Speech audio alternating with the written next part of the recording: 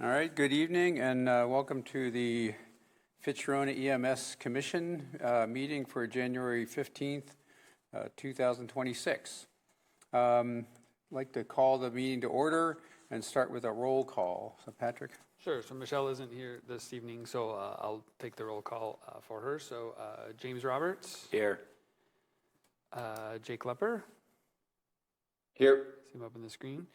We do have a new appointee from the city of Fitchburg as of Tuesday, Daniel Schultz. I have made contact with him. He's traveling for work today. He was unable to be here. So I'll call him because he is actually officially in the commission as of Tuesday, but he is excused. And we do, if you remember from our last meeting, we actually do have a new makeup for the commission. So there's actually a vacant seat for the city of Fitchburg. But then for the city of Verona, we have Patrick Lytle. Here. Stephen Fusco. Here. And Dave Lonsdorf. Not for the city. Yes, town of Verona. Moved on to the representative for the town of Verona. Okay, here. So we do have a quorum. All right, thank you. And I forgot to introduce myself. I'm the acting chairman for today's meeting, at least, David Lonsdorf from the town of Verona. Any public comment? No public I don't comment. see anybody here for it. So. But we do have a presentation.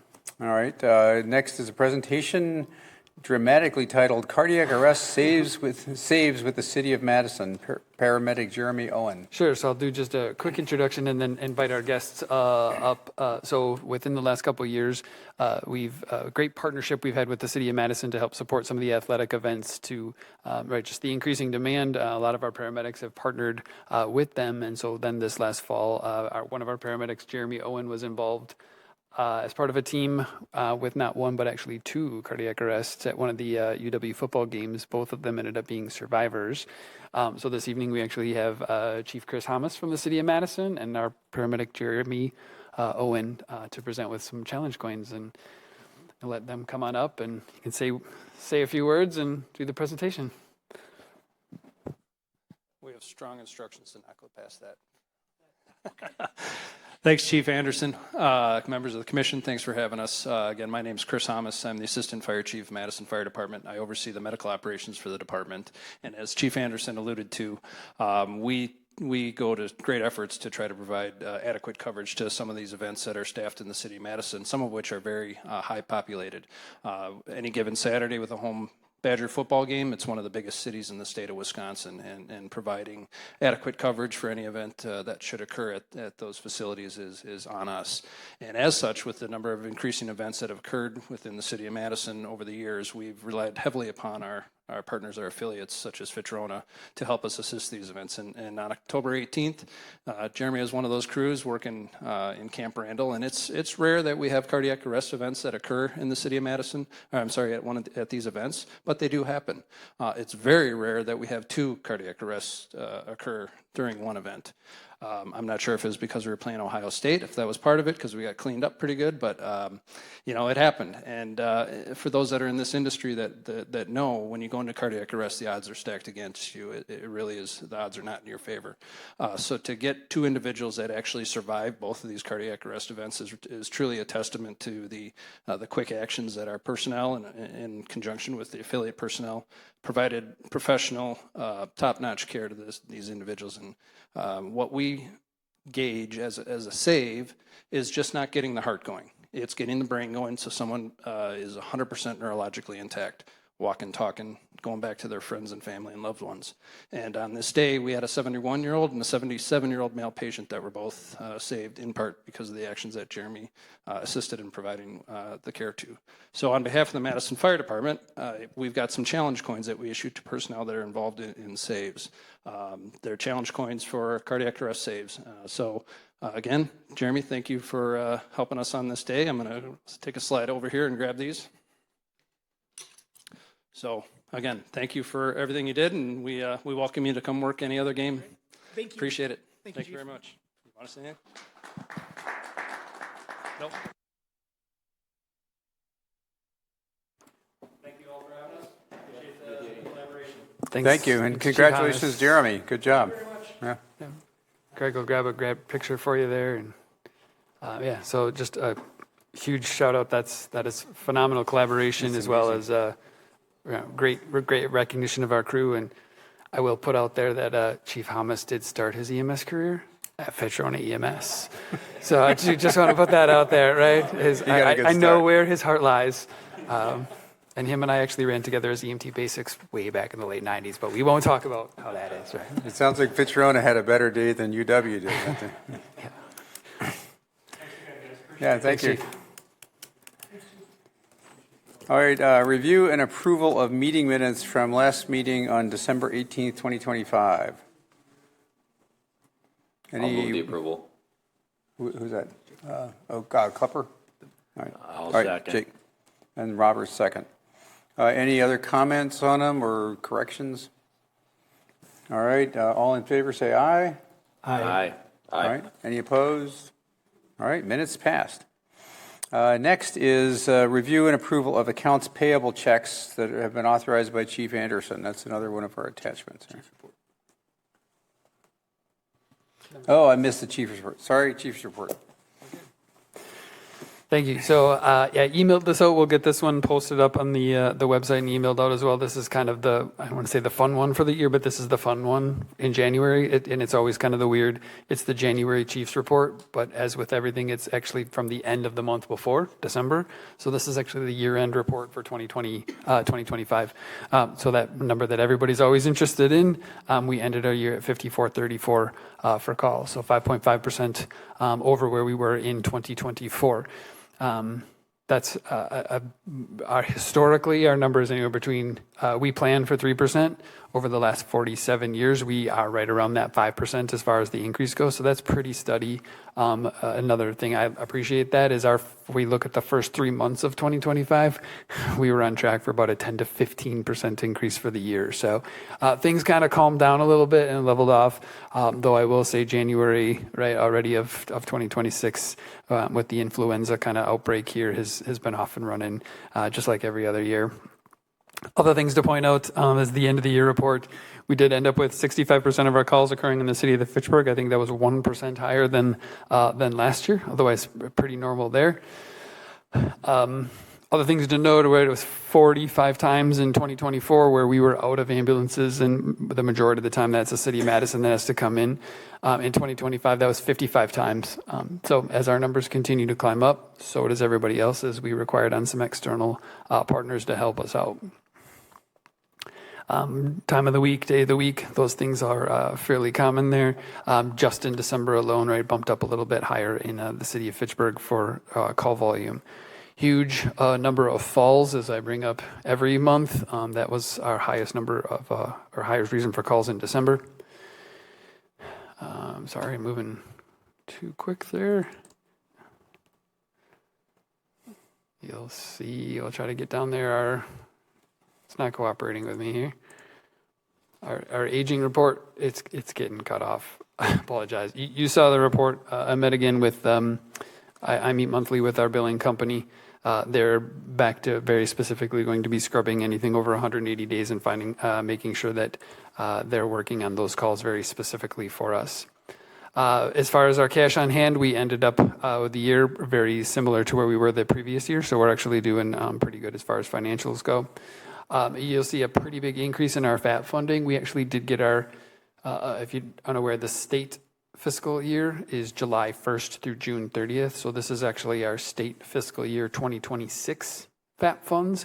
We got $165,000 in there. So that's why you see that savings account number so big. That's why you see that FAT funds so big, because we just got that deposit in there. So between myself and the deputy chiefs and staff, again, FAT funding is restricted on what we can spend that on. So kind of be looking at some of the needs of the district here in the next year to see if there's anything we can invest that in, or just kind of hang on to that for any emergencies that come up in the future. HRAs, a little bit of a previous year, you'll see big changes in per month, per year. As I mentioned back in December, Michelle and I met with the WISC funds. That's our post-retirement healthcare and unassigned fund balance. They moved some funds around to do a little bit more long-term investment in those funds with higher yields. So that's why you just kind of see the numbers change. The overall numbers is the same.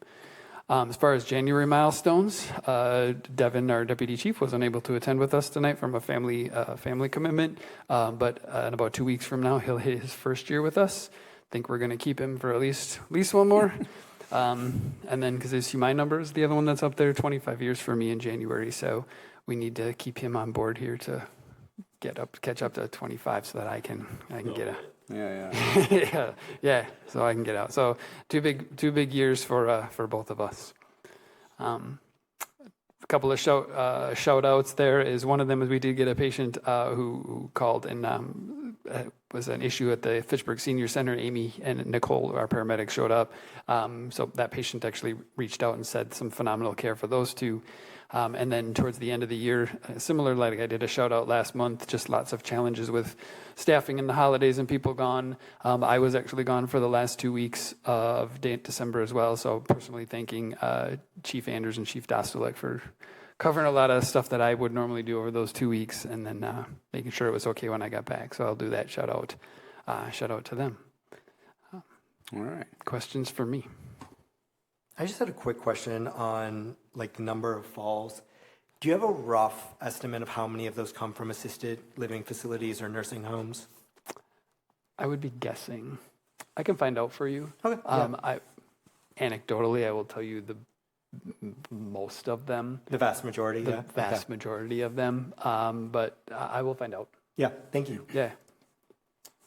For the mutual aid, curious if we have any kind of guess what staffing a peak time ambulance going forward might help with that.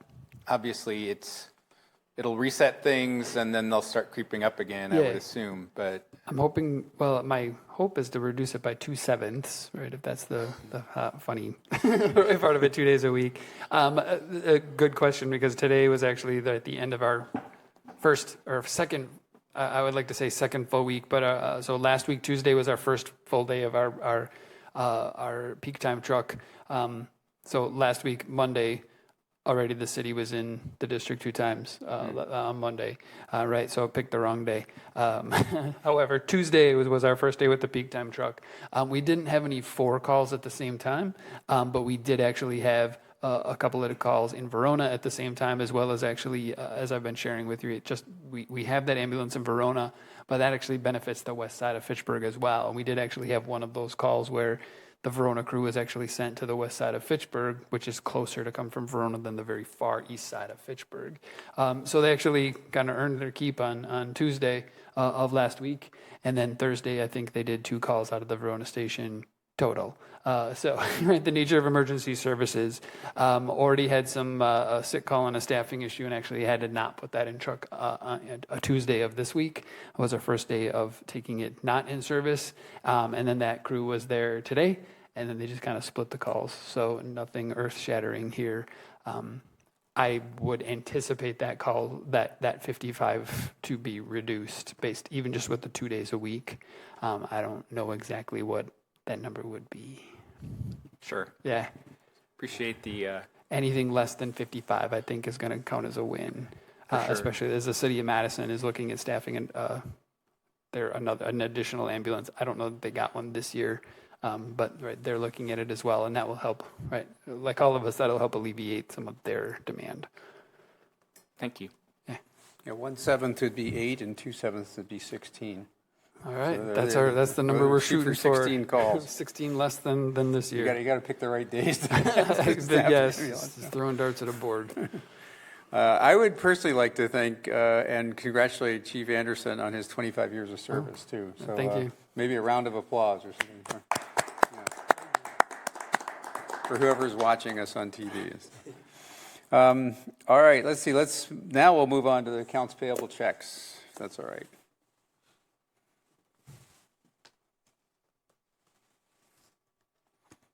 I'll make a motion to approve. Find them.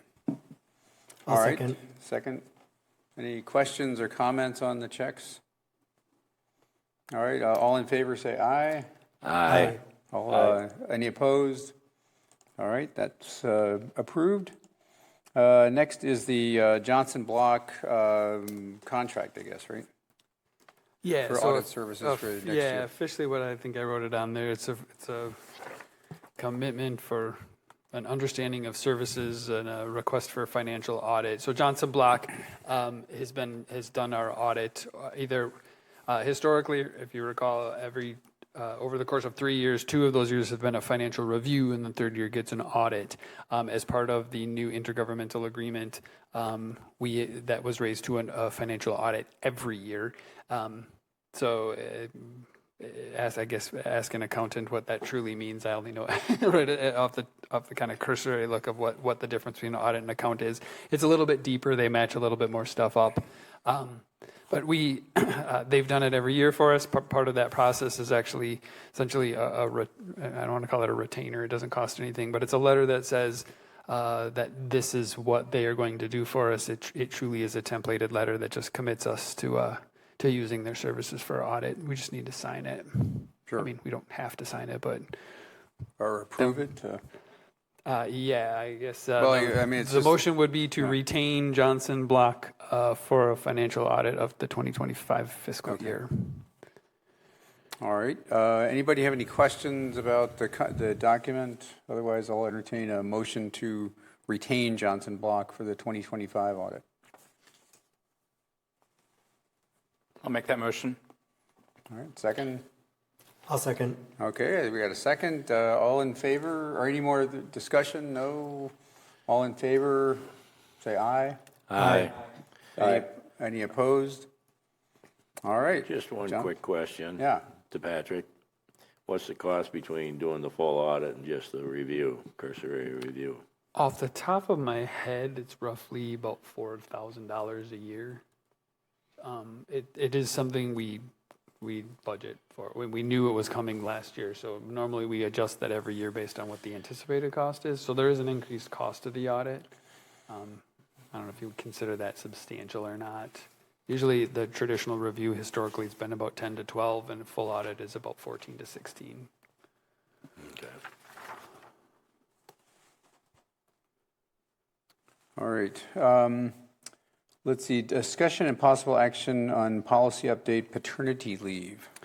So this was shared with you, as we recall from last month when we reviewed with the collective bargaining agreement. So new to our collective bargaining agreement is paternity leave, and we had a good discussion on it last month. As I referenced last month, right, part of the language in the collective bargaining agreement is allowing or granting paternity leave to be authorized and used in accordance with the developed policy.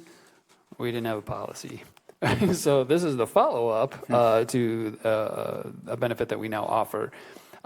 This, as I mentioned, as I shared this with you to review in part of the email, this is the city of Fitchburg's parental leave policy, just kind of tweaked to safe, search and find for Fitch-Rona. Other part of it is tweaking. Our short of myself and Devin and Jeff, we're the only ones that work an 8-hour day, 5 days a week. Everybody else works the 24-hour shifts. So a little bit of tweaking in there as well. I mean, I can hit the highlights for you. This has been shared with the union, or at least with the union steward. I don't know how far beyond that it's got. So it's entirely possible we will get some feedback on this that I will bring back to you, reminding you policy development, policy changes, brand new policy presented to the commission for approval or to take back. The union does have a 21-day input process, so providing this passes tonight, I will share it with the union as a whole. Any comments will come back to this organization or the commission for potential review and adoption. If I don't get anything back in 21 days, it becomes an effective policy. But again, it's 4 different pages. I don't know that I need to dig deep into it. My biggest advice, I think, would be that this is the city of Fitchburg's policy developed by their HR department. So it's been vetted. This is not a new policy to them. The only change for the city of Fitchburg was they went from the 2 weeks to 3 weeks in 2026. This did go, again, I've sent it out to both Devin and Jeff. Only things we really caught in there was bad math. So we fixed the numbers, fixed the date. There was some language in there about pay, because largely, right, I think it said pay will be done at like a standard rates, while our employees, right, get the 48 hours of straight time and 8 hours of overtime, and that's their scheduled week. So we did fix some of the language in there that it wouldn't be 48 hours of straight pay. It would truly be an equivalent of what they'd be making. Beyond that, I don't know if anybody, I guess I would entertain any questions or discussion or a motion. So I just want to clarify, does this commission have the authority to amend this at all, or to approve it contingent on an amendment?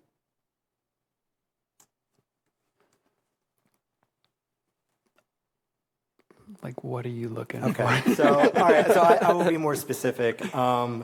There is a provision in here that states an employee must return to work at least 6 months following use of paid parental leave, or the value of paid parental leave used must be repaid to the district.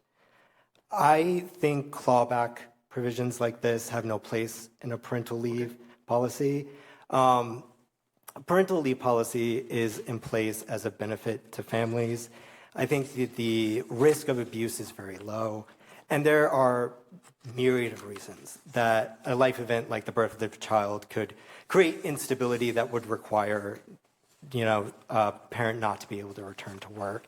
And I understand that there's, a provision in here that you, as the chief, could waive this based on your discretion. I just don't think it's necessary, and I would never want the district to be put in a position where it would have to enforce this, because the optics are just so bad of the district going after a new parent. I think it's unnecessary. For something like a sabbatical, I would understand, but not for a parental leave policy. So based on that context, my suggestion would be for further discussion amongst the commission, if there is general consensus amongst the commission to remove that from this, you could vote to adopt the policy with that change. Again, I don't think the collective bargaining unit is going to fight you on that one. Mm-hmm. But it continues to go back. So this body could approve the policy with that change, or you could kick it back to myself and have further discussion and bring the policy back if you feel it warrants more review. I guess that's where I would go with this. So we could discuss that more. Would anyone else like to see that section? It's on page 3, about 2/3 of the way down.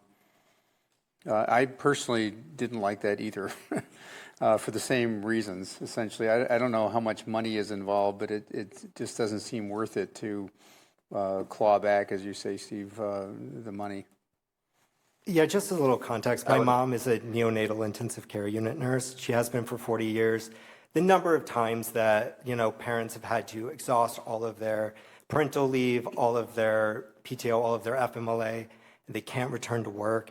It happens all the time. And this is a really demanding job. This isn't a desk job. There are just so many situations where I just wouldn't want to see this policy enforced, even if you do have the, authority to waive it on a case-by-case basis. I just don't think we need it.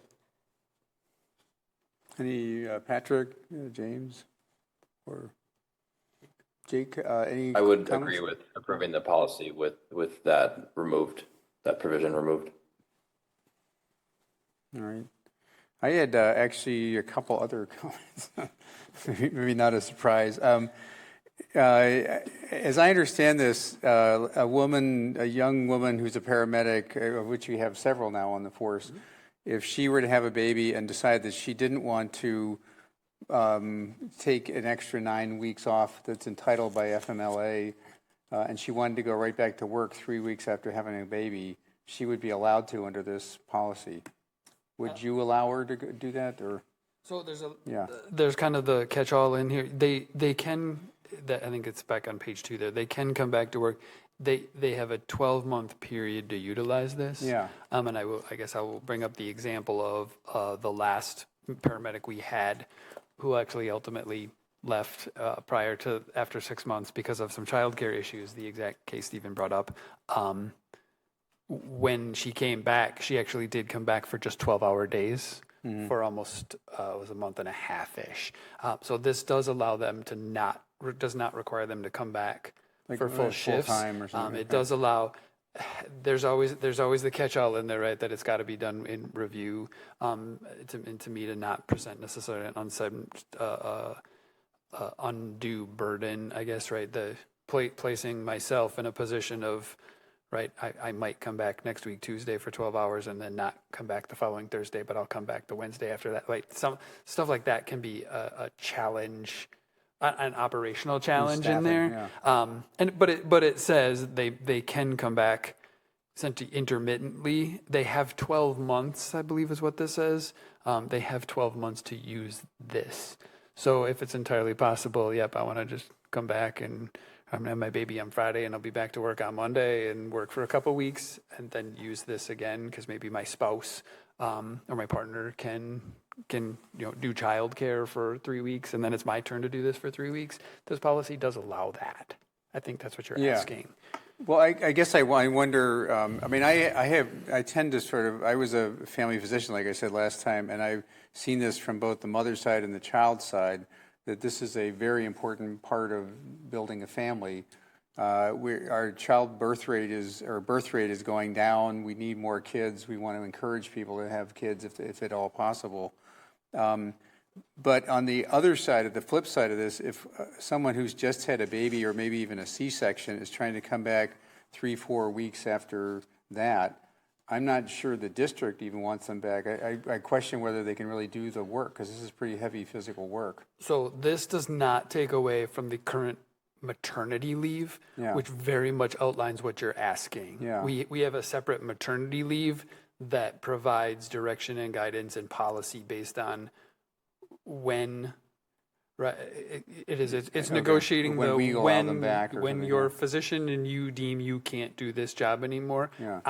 I can suggest that, but I can't tell somebody they can't work, right? So that actually absolutely outlines how long they can stay working prior to maternity leave, and then when it outlines the criteria they have to meet in order to come back. Like there actually has to be consensus between a parent, a physician, myself, right? There's those couple people who all say it. We believe it is safe for you. So there is a different. That's a separate policy. That is the that covers all maternity that. leave Okay. policy. Yep. All So right. that provides that guidance when they leave and when and how they can come back. Okay. This is more about you in the agenda. We called it a paternity leave. This is called parental leave. Yeah, It's more about the guy though. I guess the non. This could be a part. Yes, this could be a partner. However that works. Okay. Yes. So this actually, the benefit is, it allows a partner to take Yeah, which leave is- as which is well, great, in yeah. addition to whatever birthing parent Okay. is involved. I don't think that's a real word, but Okay. Any other? And I'll withdraw the concern stuff. Any other comments? I guess if we're going to adopt this, do you want to make a motion to adopt this with that one section stricken? And Yeah, I'll make a motion to adopt the parental leave policy contingent on the removal of the clawback provision, for lack of a better term. And I just want to be very specific. I found it was on page 3, right? It's an employee must return to work for at least 6 months following use of paid parental leave, or the value of paid parental leave used must be repaid to the district. This requirement may be waived by the chief or their designee as determined on a case-by-case basis and does not apply in the event of an involuntary termination or layoff. Yes. Okay. the 7th bullet point. I'll second that. All right. So moved and seconded. Any further discussion? So where the motion is to approve the entire policy minus that one section. I guess, Yeah, Patrick. I do agree completely with the comments you all have made. I just want to caution us that, the attempt was made to level the playing field between kind of the best benefits offered by the city of Fitchburg and the city of Verona. I would certainly go along with this change. It seems like since the discretion was already there, do you know, Chief Anderson, if that similar discretion is applied for supervisors in other departments at the city of Fitchburg? If you want to give me a moment, actually, I don't have access to the original policy. This was word for word from that policy, so it may have said city administrator or department head as opposed to chief, because all I did was change things that said supervisor or administrator. It probably said city administrator, probably what it said. So I don't know how high the original policy went.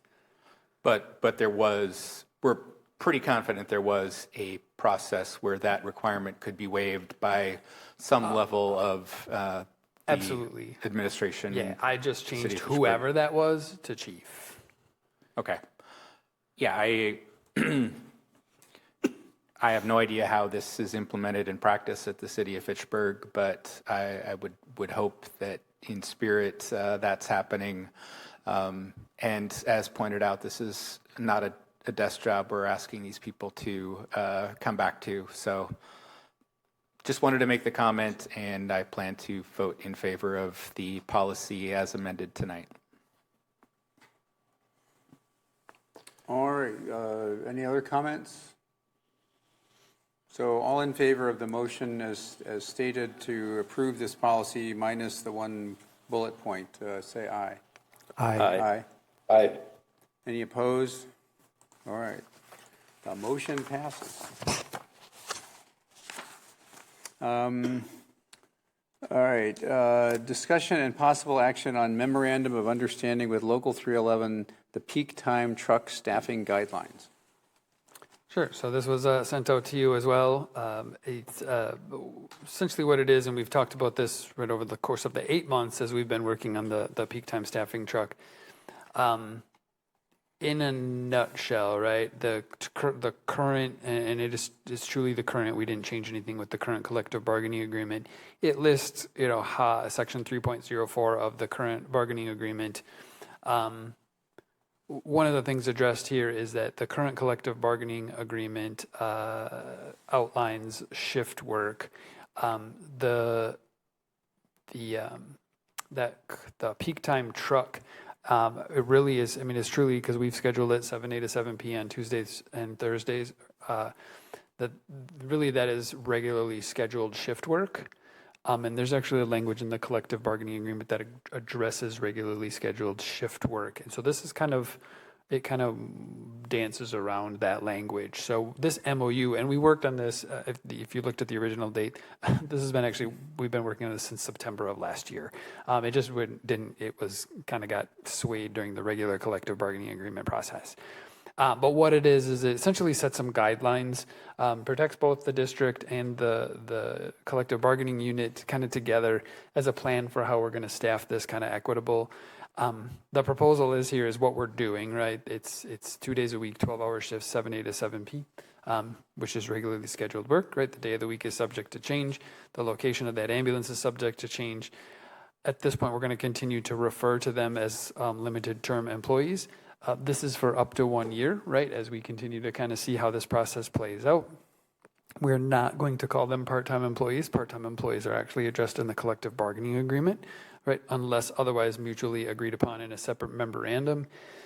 Currently, I only have 2 LTEs who are working on those committed days. I have one who works on Tuesdays, one who works on Thursdays, and then their partners we are still bringing in from our regular LTE pool.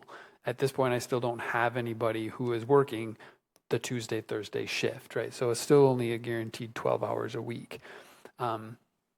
Big picture stuff, if I ultimately end up with somebody who can pick up both the Tuesday, Thursday, and rolls into their guaranteed 24 hours a week, then we kind of need to start pursuing the part-time employee option.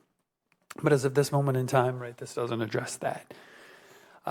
So again, defines with the exception of state retirement, these employees shall not accrue benefits. They shall not be, full-time staff will not be filling that peak time truck. Full-time staff will not be mandated to fill that peak time truck, right? This was designed and budgeted for our LTE staff to be filling that truck. And then making just aware that full-time staff might be moved between stations or ambulances to accommodate staffing with eligible crews. So again, what this does is it provides some guidelines for us as management. It provides some guidelines for staff as what the expectation of this truck is. And because of it kind of deals with some scheduling that's addressed in the collective bargaining agreement, best option was just to put an MOU together to provide that guidance to both of us. So I'd be just looking for if anybody has any questions or just approval for this MOU. I'm just curious, what happens after the year? So they're referred to limited time employees for a period of up to a year. After a year, do they become part-time employees? Do you fire them and hire new ones? What becomes of them after that? We don't know. Oh, so we'll figure it out when we get there. Yeah, Winging it. Yeah, the plan was the goal, the request. I mean, and I can acknowledge it and I can appreciate it, and that's why I put it in there. You know, the request for the union is let's try this for a year and see what happens. I mean, admittedly, the concern is why anyone would, if right, it's a stretch, right? But if I can fill 3 ambulances 24 hours a day with part-timers, then why do I have any full-timers, right?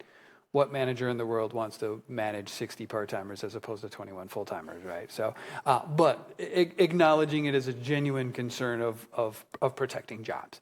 So that is the limitation in there of like we agreed upon it myself, this body, the collective bargaining that says we're going to let you do this for a year and then let's revisit it. This language could repeat after a year. We could change some names. Maybe we'll get the part-time employees and it rolls into a part-time position.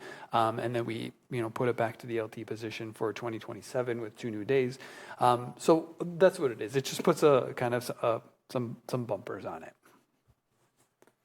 Isn't the plan to gradually phase in a 4th truck? And do you have a certain criteria for when that happens? Or if you'll give me money to hire 5 new people next year, I will hire 4 new full-timers and put that exactly roughly $1 million in that. That is ultimately the plan. This acknowledging, again, thanks to the collective bargaining unit and this entity in our municipalities, this was a very cost-effective way of expanding coverage. gradually? Yeah, well, we can take the baby steps and, big picture over the next, we had two days this year, 2 to 3 days next year, 2 to 3 days the year after that. We have a 4th daytime truck. Yeah. Eventually, right? As opposed to having, right, 6 part-time employees, it would be nice to have, right, 4 full-time employees or 5. I think it's 5 full-time employees to make that happen versus 12 part-timers. But out the gate here, this gets us there, headed that direction. All right. I mean, if we expand by 5% again this year, it'll be 5,800 runs. I don't know, remember, I think I was on the commission where we went from 2 to 3 stations, maybe not. That was probably before 2018. 2018, that was before I got here. If we continue at 5% every year by 2030, we will be at 6,000 calls, which is only 4 short years away. Yeah, so it'll happen soon enough. We'll hit 6,000 calls. Yep. Yeah. All right.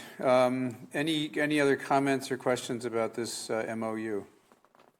So there are those 2 sentences beginning with full-time staff. If we're saying full-time staff aren't eligible, do we need to state that these ineligible people would not be mandated, or is that second sentence just a way to provide assurance to the union that we mean what we say about the way this shift is staffed? I think the 2 approaches were because I only have 2 people signed, 2 people committed to those 2 days, there's still 2 days a week that remain unfilled. So as opposed to allowing because right, physically they can actually go sign up for the shift, this is my general announcement to them. I'm not going to give you that shift, right? You can't work that shift. So that's agreed upon them, right? Because it's hours out there that are eligible. So this is telling them you can't fill that shift. And then the second part of it is, as happened this Tuesday, right? My normal Tuesday person on week 2 is recovering from influenza A, right? Said, I can come in and work. I would prefer not to. I would prefer not to have you here, right? So ultimately on Tuesday, we ended up taking the truck out of service as opposed to me mandating a full-timer to work on that truck. So to me, those are the two approaches, and those are why the two sentences are separate, is making sure that staff know that they can't sign up for the shift, and I will not mandate them back to work to fill that shift. Got it. I mean, I That probably think says to the make- same thing, but to cover your bases both directions, I didn't have an issue with it. I was just making sure I understood. that's why. The first part protects the staff, or protects the chief. The second part protects the staff, yeah. All right, did we just lose our quorum? Nope. Because we still got, oh, we have enough, okay. So, any other comments? Otherwise, I'll call for a motion to approve the MOU. So moved. Second? Second. All right, we'll give James a second to get back to his microphone. There we go. All right, all in favor of approving the MOU as shown, say aye. Aye. Aye. Any opposed? All right, that's approved. All right, we're down to number 11, other business is allowed by law. And this is, we need to have a new chairman for our commission because Derek Johnson, who has been the chair the last 2 years, maybe more than that, has retired from duty, or is that, I don't know, why isn't he here? He was not reappointed. He was not reappointed, by the mayor. okay, by the city of Fitchburg, right? All right. Verona. Or Verona. Okay. So there's only 1, 2, 3, 4, 5 of us present tonight out of 9, eventually. 7. Oh, it went down to 7, that's right, okay. And the one person from Fitchburg couldn't come, the other one hasn't been appointed yet. Correct. So All right. So I'm acting right now as the interim chair. Our options are I continue to be interim chair until we have everybody on the commission, a full commission appointed, or we could nominate someone and elect them chair tonight from the 5 people that are here, essentially. Does anyone want to be chair? about want. This is your, this is your chance to, say why you're so good at it or something. Patrick? Help? Not it. Not it, okay. I'm willing to do it since I filled in a couple times last year, but I will say I'm from the smallest municipality. That may give me some insight because then the 2 cities, are sort of, if they fight against each other for some reason. But I don't have as much of a dog in this fight. The town of Verona doesn't pay that much money to the commission, but I'm willing to do it. No, I'm just curious. Can we go back over what the responsibilities of the chair? Yeah, maybe that'd be good. Sure. I could probably pull up an intergovernmental agreement. Well, largely, it's this. Run the meeting, yeah. Largely, it's running meetings. Yeah, I believe signing big ul- checks or something too. Well, right? not even. Not We have even, 3 people who sign checks. Yeah. It's running the meetings. Technically, right, all the duties of posting agenda and all those things fall upon the chair, or I think we actually have a secretary too. I need to go back and find that position as well. But all of that gets delegated to full-time, right? That's based from 1977 when it was a volunteer agency and the commission did more of the operations. On paper, they're ultimately responsible for that. The biggest, I suppose the biggest thing of making you aware of before somebody gets in that chair and said, nobody ever told me, right, is ultimately if there's a grievance that happens at the staff level, there's a process to that in place, right? They apply, it comes to, depending on who it is, it's investigated, and ultimately that comes to me to make that decision. The appeal process of a grievance, normal grievance, then comes to essentially specifically the chair, but ultimately the commission does that. But the chair is the one who's responsible for that. If that grievance is against me, then at first step is actually to go to the chair. Beyond that, it's How many grievances have we had in the last 10 years? Any? Or? none that have come up to the commission None, okay. level. All right. I don't recall any, so. I try So to it doesn't handle happen- it doesn't at the happen very lowest often, level. yeah, It doesn't happen very often, but I just want to make Just sure a there's the possibility. possibility of that. And again, but you have, right, the district has a labor attorney that you will consult, and Yeah. there's 5 of you here, and we have 2 municipalities. So you're never out on the island, you're just the face. You're the direct point of contact for that. Beyond that, you're responsible for these 7 people. All right. Well, Dr. Lonsdorf, you're great at it, of course, but I think that maybe we should just wait until we have the 2 new people, just to make sure that nobody is gunning for it. Yeah. It seems like we're all a little apathetic about it, so let's give them an opportunity when the new people come on in. Sure. Yeah, I'm fine being interim for the next month or 2, whatever it takes, a couple months. So, all right, so we'll. Huh? You're not going to call a special meeting? Not currently. Okay, so we'll just defer the appointment of a new chair until a subsequent meeting.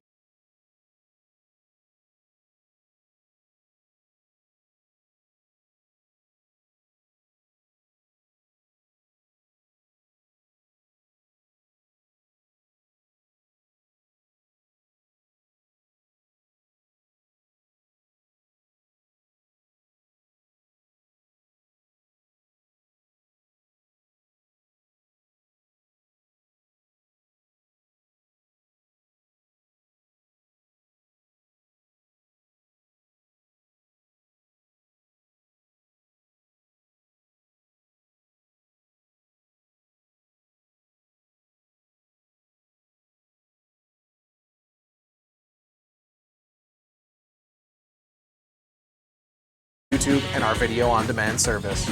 This is your city. Keep up with Talking Fitchburg and the issues affecting you and your neighbors. Want to know what's happening in your city? Get Notify Me messages from the City of Fitchburg. Visit fitchburgwi.gov on your computer or mobile device and select the big Notify Me button on the left. Enter your email and/or phone number, whichever is best for you to get notifications.